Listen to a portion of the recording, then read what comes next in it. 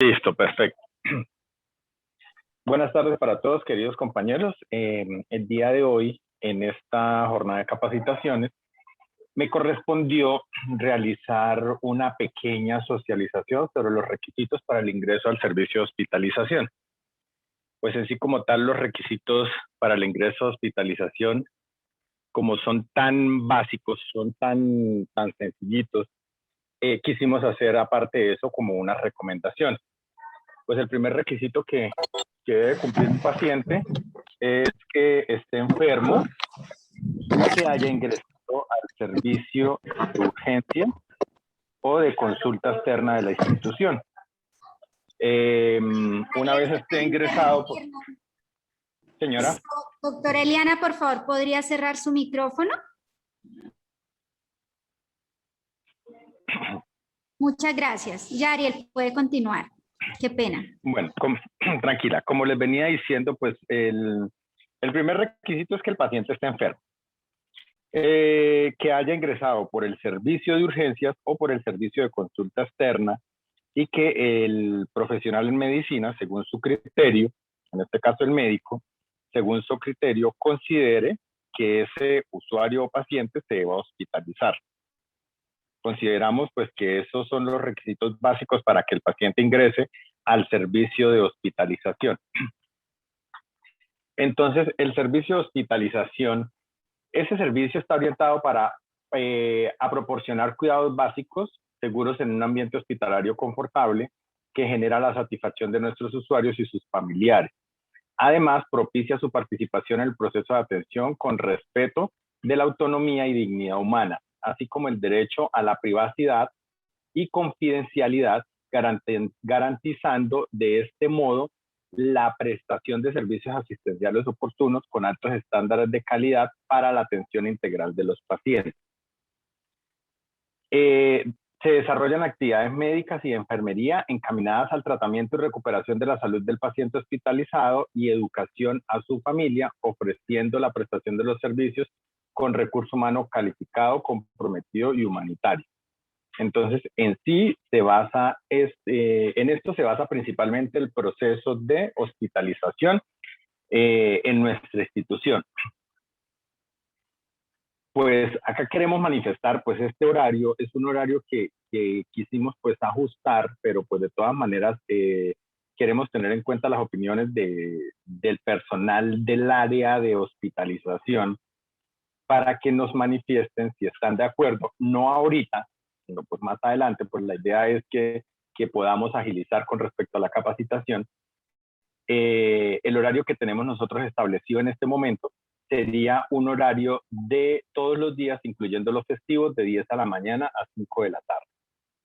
Entonces, ese es el horario que pues tenemos pensado y establecido pues para el área de hospitalización. Pues ya si el personal de hospitalización considera que es mucho tiempo, que es muy poco tiempo, pues lo podemos ajustar, pero pues podemos llegar a un acuerdo posteriormente. Tenemos los requisitos para el acompañante de hospitalización. Entonces, el primer requisito es que el acompañante debe ser una persona mayor de edad. Es una persona que ya pueda tomar decisiones y que pues responder ante cualquier necesidad que se tenga acá dentro de la institución. El horario de visitas, como se mencionó anteriormente, se puede modificar o se puede ajustar. Es de 10 a 5, de 10 de la mañana a 5 de la tarde y evitar en lo posible el ingreso de menores de edad.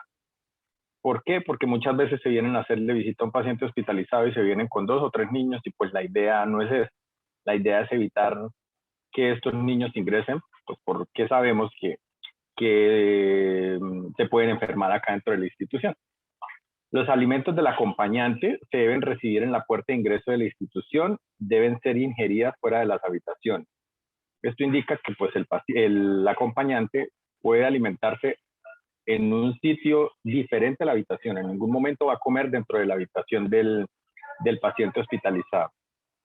El acompañante no debe entrar ningún alimento. Pues esto para evitar de pronto algún inconveniente o que le traigan alimentación o cosas a los pacientes hospitalizados que no puedan consumir.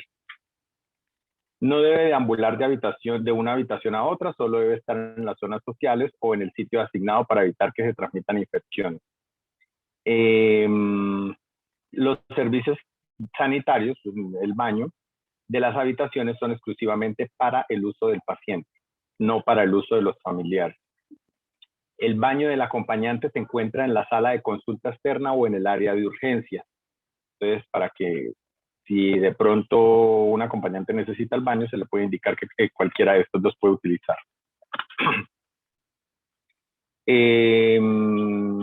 Mantener las habitaciones, camas y pasillos limpios. En la caneca con bolsa roja se depositan pañales o material que esté contaminado con secreciones del paciente. En la bolsa verde, otro tipo de basura.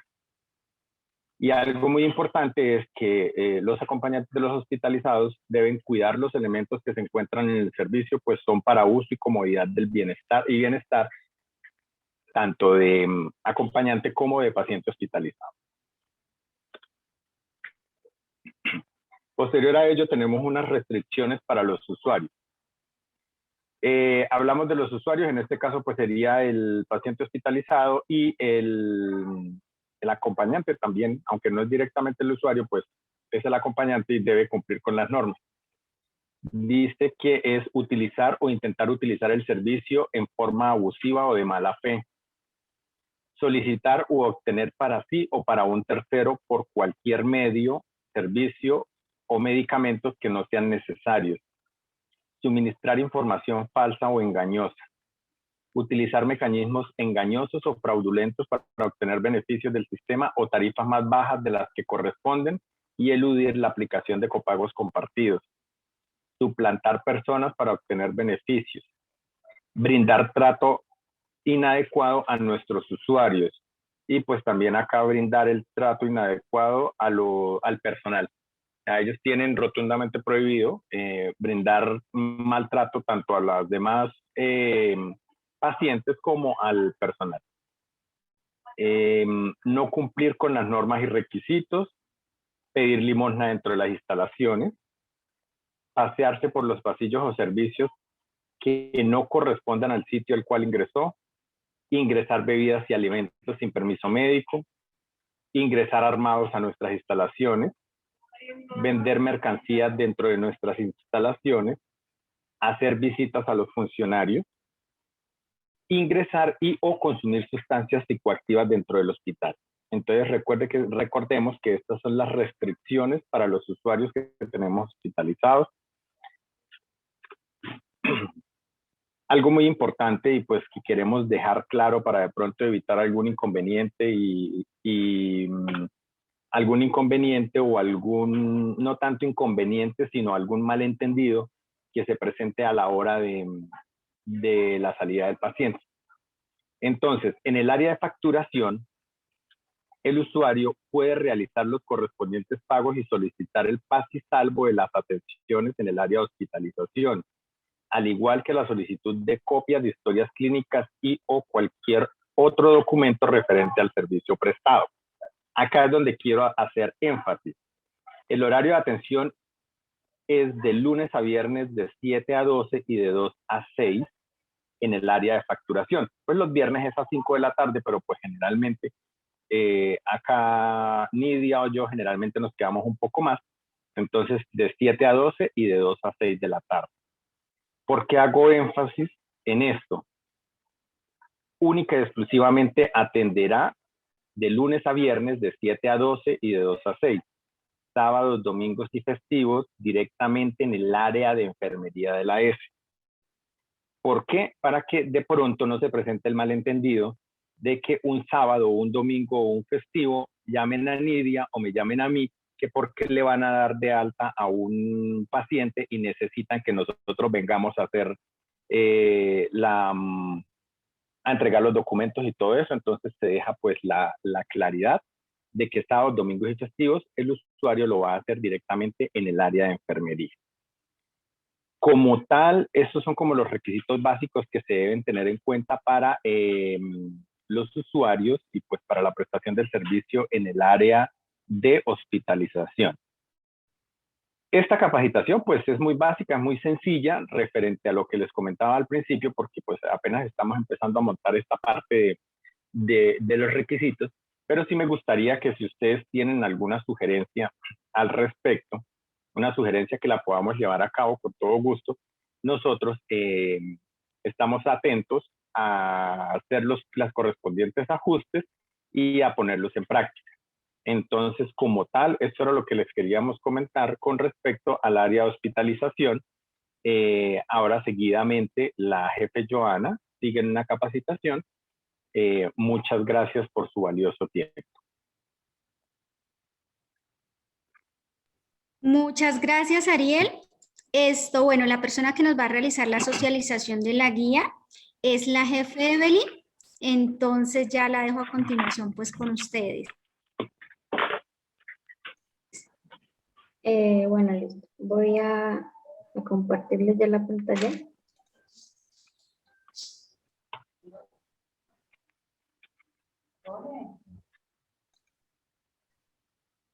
¿Me confirman que estén viendo?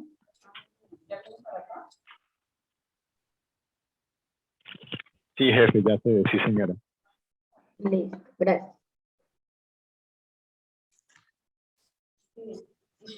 Buenas tardes.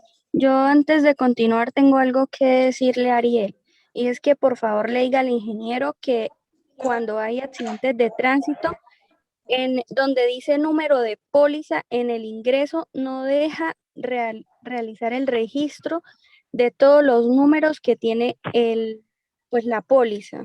Entonces ese detalle yo ya se lo quería decir hace ratico, pero se me había olvidado, Arielín. Doctora, sí, señora, claro. Doctora, lo que pasa es que el número de la póliza empieza después del guión. Si ustedes incluyen el código de la aseguradora, guión, número de la póliza, no le va a permitir ingresar el número. Entonces, para tener en cuenta que el número de la póliza empieza después del guión del que empieza alfanumérico.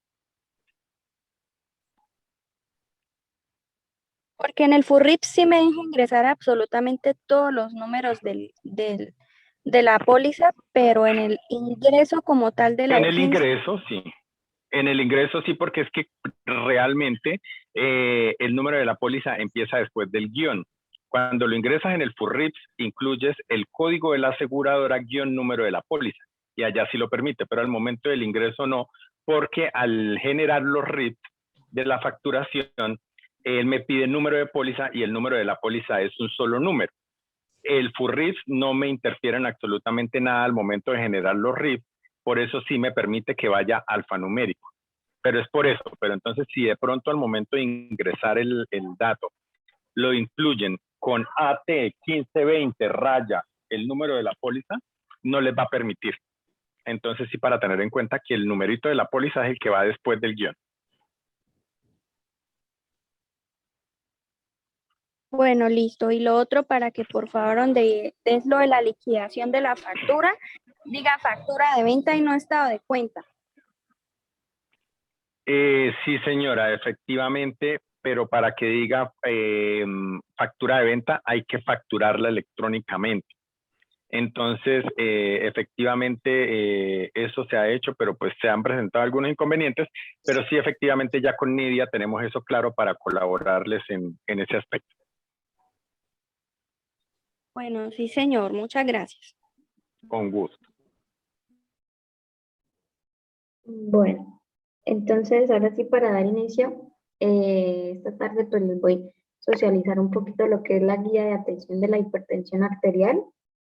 Pues esta guía, más que todo vamos a ver es como la descripción clínica eh, y conocer como tal bien la enfermedad, cómo se clasifica, tratamiento, para poder pues brindarle la atención al paciente que necesita.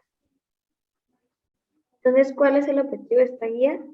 Permitirnos detectar tempranamente y oportunamente la hipertensión arterial, logrando que podamos brindar el tratamiento que necesita la persona y que podamos minimizar las consecuencias que puede llegar a presentar. ¿Cuál es el alcance? Pues esta guía va más que todo para lo que es el personal de consulta externa, urgencias, partos y todo lo que tiene que ver con hospitalización del hospital.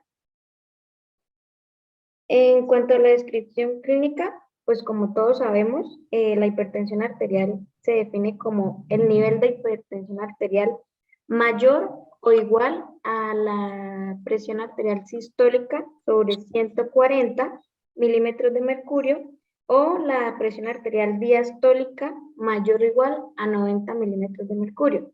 La hipertensión arterial tiene unos grados dependiendo de los valores que nos arroje la hipertensión, que ya vamos a ver más adelante. Es una enfermedad silenciosa que realmente pues se presenta en personas de 30 a 50 años, pero entonces es asintomática, perdón. Las complicaciones o los daños que empiezan a presentar las personas se ven después de 10 a 15 años de esa enfermedad y sobre todo hay afectación en órganos blandos.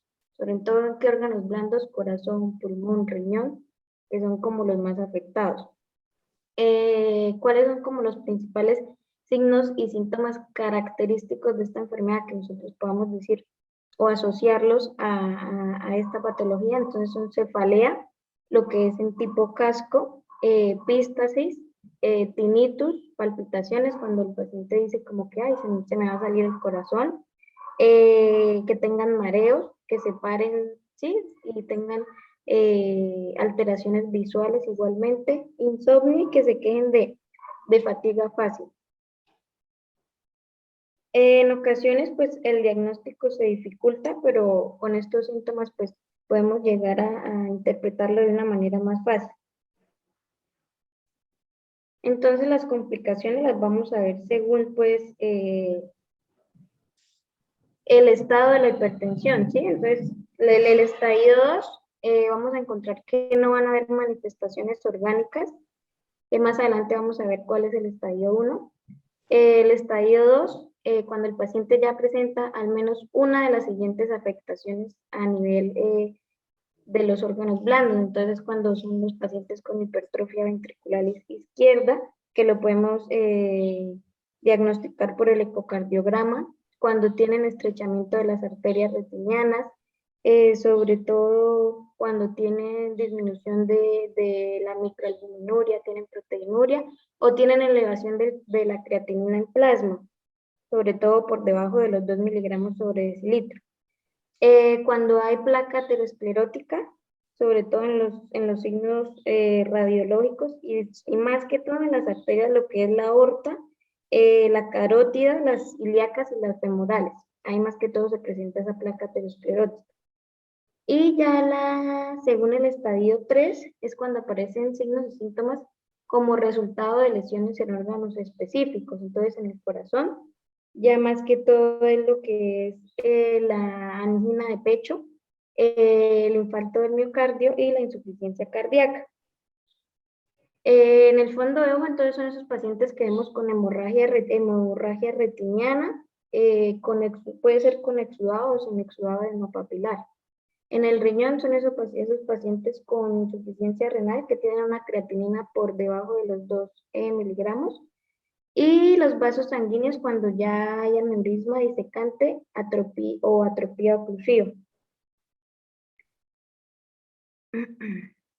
Entonces, a continuación, pues encontramos unos factores de riesgo. Se han identificado factores de riesgo genéticos que se asocian genéticamente, se asocian biológicamente o social y psicológicamente en la aparición de esta enfermedad y pues que se clasifican de acuerdo a su posibilidad de intervención.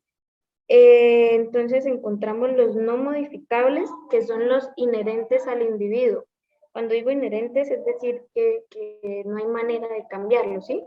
Entonces son aquellas personas en la edad mayores a 65 años, pues a mayor edad más probabilidad de sufrir esta enfermedad. Y junto a entre más factores de riesgo, pues van a ser personas más propensas. Lo que es el origen étnico, la raza negra. ¿Por qué la raza negra? Porque ellos tienen una hormona que es la endotelina 1, que es un factor que ayuda a aumentar la presión arterial. Pues ellos la tienen muy presente en su organismo y eso es lo que los hace ser más propensos. Lo que son el sexo son mujeres menopáusicas y hombres adultos por la cantidad de hormonas que liberan. En la herencia, lo que es ya la presencia de enfermedad cardiovascular en la familia cuando es hasta un segundo grado de consanguinidad. Es decir, y pues hay que tener en cuenta antes de la sexta década de vida. Ya en estas personas es mucho más recurrente ver esta enfermedad. Los modificables, que son aquellos que pueden ser evitados o disminuidos o eliminados de cierta manera. Entonces, ¿cuáles encontramos? Encontramos el tabaquismo y el alcohol. En personas con este tipo de consumo, pues se les aumenta al doble la probabilidad de sufrir esta patología. Se dice pues que el tabaco es responsable de al menos 3 millones de muertes de personas al año. Y lo que es adjuntándolo a que además de consumir tabaco y que le sume el alcohol, pues va a ser mucho más alta la probabilidad de que tenga esta enfermedad. El sedentarismo, entonces a mayor masa corporal y a mayor colesterol, pues ya se va a aumentar el nivel de ser más propensos, va a ser una persona ya con obesidad. En nutricionales, lo que es el elevado consumo de sal y poco potasio. Por eso es tan importante siempre que los pacientes vayan a consulta, pues brindarle la educación, que es como lo más fácil de empezar a que ellos se alimenten bien y tengan estilos de vida saludables que les ayude a prevenir o a que siga avanzando el curso de la enfermedad. Ya lo que es psicológicos y sociales, que es el estrés, pero el estrés es un factor que pues no todas las personas llevamos de la misma manera, entonces es algo que no es como tan fácil de modificar de cierta manera. Ya lo que es el diagnóstico, pues el único diagnóstico y el principal, el principal es la toma de la tensión arterial. Es el método utilizado para la detección temprana de la tensión arterial pues en diferentes grupos. ¿Qué hay que tener en cuenta? Que se tome con la persona debe estar sentada en una silla con su espalda apoyada, los brazos deben estar apoyados y a nivel del corazón.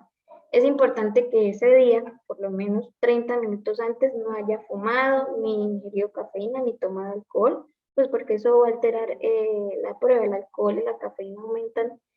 El alcohol, una copa de alcohol aumenta 1 milímetro de mercurio en la tensión sistólica y 0,5 milímetros en la tensión diastólica. Eso es poquito, pero entonces la gente al consumir bastante, pues se va a aumentar ese valor. La medición debe hacerse después de 5 minutos de reposo. Es importante que cuando llegue la persona la dejemos reposar sentada en la silla, como ya les dije, y después de eso sí se toma. Preferiblemente con un tensiómetro de mercurio, no es que los digitales no sirvan, pero entonces tienen que ser calibrados más que todo solo cuando se dañan, sino que tener un mantenimiento preventivo y no solo correctivo. Deben promediarse 2 o más mediciones tomadas en formas separadas con un intervalo de 2 minutos. Lo que dice la Asociación Americana del Corazón, la Americana de la Hipertensión y la Organización Panamericana de la Salud es que se deben tomar la medición en 2 días distintos, 2 veces por día. Entonces, cuando se toma, quitamos al paciente hoy, lo dejamos reposar, le damos todas las comodidades, 5 minutos se toma, se registra esa tensión y en 5 minutos se vuelve a tomar. No debe tener un intervalo mayor de 5 milímetros de mercurio entre tensión y tensión, porque entonces nos indica que está mal tomada, o el paciente llegó muy agitado, o el paciente está intranquilo, no nos sirve esa toma. Entonces, si no difieren en más de 5 milímetros de mercurio, está bien tomada. Pero entonces, cuando superan los 140 sobre 90, ya ahí podemos empezar a clasificar que es un paciente con hipertensión en los 2 días que se van a citar. Entonces aquí tenemos la clasificación. Entonces encontramos que una tensión óptima, o sea, extremadamente bien, son aquellas personas que tienen 120/80. Normal sigue siendo una presión buena, 130/85. Ya nos empezamos pues a preocupar Aquí es donde ya se le empieza a dar educación, sobre todo en los factores de riesgo modificables. Entonces, es aquellas que están en 130, 139 la sistólica y la 85, 89 la diastólica.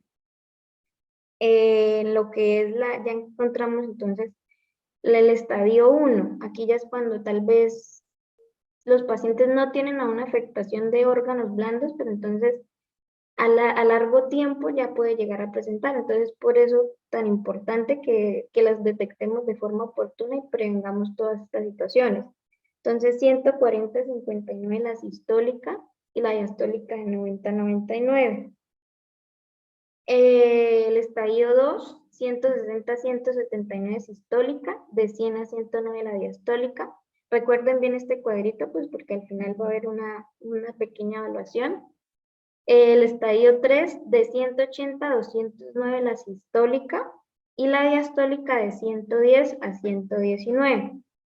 Es importante que el médico, la enfermera, el auxiliar de enfermería, la persona que le brinde la atención, informe a la persona acerca del resultado, ¿sí? Entonces, decirle en qué estadio está y sobre todo orientar y dar la educación pertinente, ya sea en hábitos de vida saludable, en darle la nueva cita al control, que mantenga, pues empezar a educarle en que mantenga la adherencia al tratamiento que le vayan a dar y que continúe con los controles de la tensión arterial.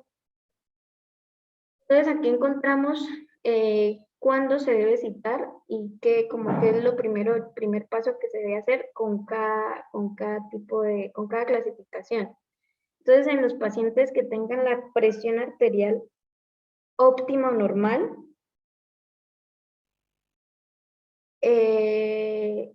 sin factores de riesgo, los que ya vimos anteriormente, tabaco, edad, sexo, alcoholismo, se les hace el registro correspondiente y además de esto se le da la educación en lo que corresponda, estilos de vida, todo lo que corresponda, y se cita para un nuevo control en 5 años. Entonces, cuando es presión arterial óptima normal, sin factores de riesgo, control en 5 años. Cuando es presión arterial normal, con factores de riesgo, y normal sin factores de riesgo, se citan en 2 años. Entonces, normal, presión arterial normal con factores de riesgo y normal alta sin factores de riesgo se citan en 2 años. Pero ya en aquellos pacientes con presión normal alta con factores de riesgo se cita control en 1 solo año, porque ya es más alto el riesgo de que empiece a desarrollar afectación de los órganos blandos. En la hipertensión arterial en los estadios 1, 2 y 3, pues el médico va a realizar el control de la tensión arterial confirmatoria, incluyendo todo lo que él pues realiza en su consulta, anamnesis, examen físico completo y en caso necesario pues los laboratorios que él considere pertinente. Adicional de esto pues la educación y la intervención de los factores de riesgo. Todos estos datos pues obtenidos en el interrogatorio y en el examen físico pueden ser suficientes para realizar el diagnóstico. Sin embargo, pues es bueno que se incluyan los laboratorios, ya que pueden aportar más información adicional acerca de cómo está internamente la persona y pues cómo está a nivel de los órganos blandos. Y pues poder identificar tempranamente cuáles son esos factores de riesgo que podemos modificar para empezar a ayudarlo oportunamente. Ya lo que es el tratamiento, pues el tratamiento puede ser no farmacológico o farmacológico de acuerdo al estado de la hipertensión en que esté y en los factores de riesgos asociados, ¿sí? Entonces la persona, pues, cuando se va a iniciar el tratamiento, la persona debe ser ampliamente informada sobre la hipertensión arterial, sobre cuáles van a ser las cifras que él debe manejar de acuerdo al grado de hipertensión en el que esté, cómo va a ser su tratamiento, cuáles van a ser los efectos secundarios y las complicaciones si no sigue al pie de la letra las recomendaciones que se le va a dar. Es importante que el tratamiento pues disponga de un equipo interdisciplinario que esté altamente capacitado y comprometido con la educación del paciente, con una detección temprana y atención oportuna de la